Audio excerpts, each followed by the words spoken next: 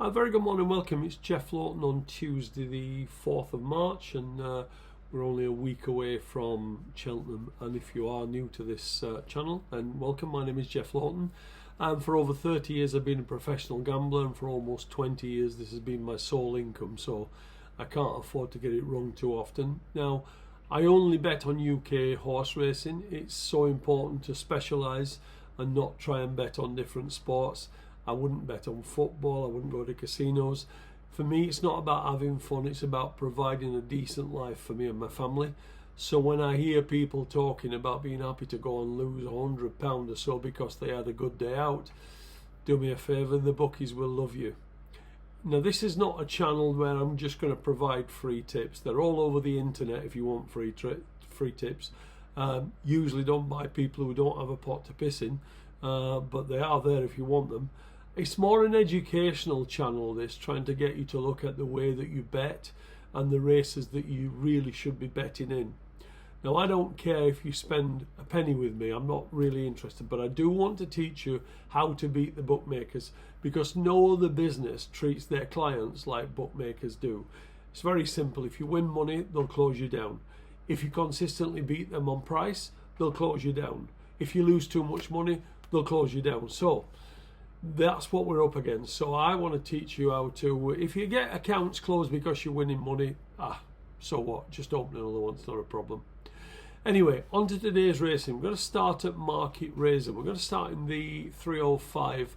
Moonset, trained by Neil Mulholland. Now, he finished third on his second start in an Irish point-to-point, behind the now 125 rated Ideal Des Bordes. That was back in December 2022. Now, he didn't make his racecourse debut until a year later, when he ran the now 130 rated Gamester's Guide to a Nose in a Bumper.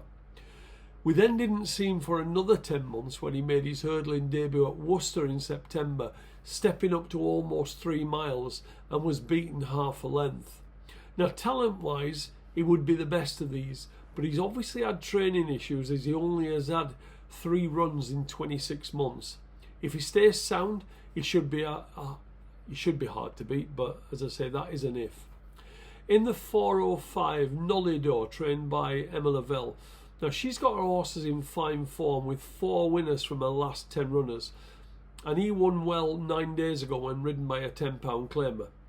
Because that was a conditional jockey's race, he stays off the same mark, and Harry Cobden takes over today. It does look a competitive race, but he's currently around 11 to 4 on the exchanges and could be of a small interest later on. Denamethi in the 440, trained by Fergal O'Brien. Now, he's improved since going over fences, and he won over this course and distance on Boxing Day on very similar ground to today's. That's good to soft good in place if you weren't aware. But despite not winning his last 2 races, he probably ran to a better level in both, at Exeter and then Leicester. Now, if he reproduces either of those last 2 runs, he could be very hard to beat here. In the 515, Jubilant, trained by James Owen. Now, following 2 decent bumper runs last spring, they had fair hopes for him, and he went off odds on for his hurdling debut, but disappointed. In fact, in all 4 of his hurdle runs, he's never gone off bigger than 2 to 1. But it wasn't until last time, when they stepped him up to 3 mile and put a tongue tie on him, did he start to show his true ability. He had the race won a long way out, and though the handicapper put him up £10, you couldn't really say he was being harsh if you watched that race. If he reproduces that run, he could be hard to beat now that they seem to have found the key to him. Let's go to the all-weather, and I want to look at a couple of races at Newcastle. In the 252, Noble Victory, trained by James Tate. Now, there are only 4 runners in this race, but it does look competitive. However, I was taken with Noble Victory on both his starts. Firstly, over 5 furlongs when he finished well in second, but he then looked a lot more professional, stepping up to 6 furlongs last time. Now, I know the yard like him, and natural progression could see him record his 2nd victory. In the 322, William Haggis runs Bruin. Now, he loves it here, having won 4 of his 5 races at this track. He did particularly well last time, as he was never really well positioned through the race, but he did still do enough to win fairly cosily, and was probably value for more than the official 3/4 of a length winning distance.